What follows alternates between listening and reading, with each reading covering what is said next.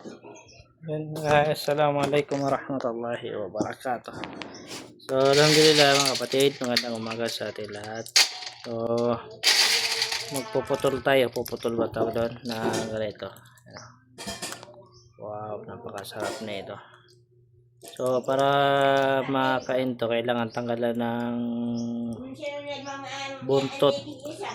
Yung maliliit dito, kailangan tanggalin mo para pagluto na susupsupin mo na lang. So, tanggalan natin yan.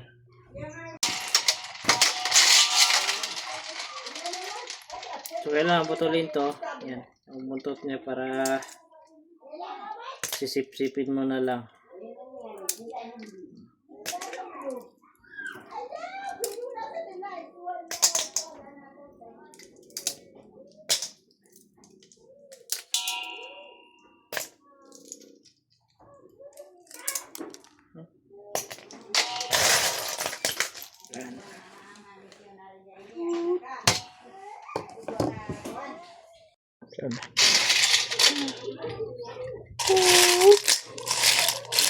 Sarap-sarap nito, inshallah.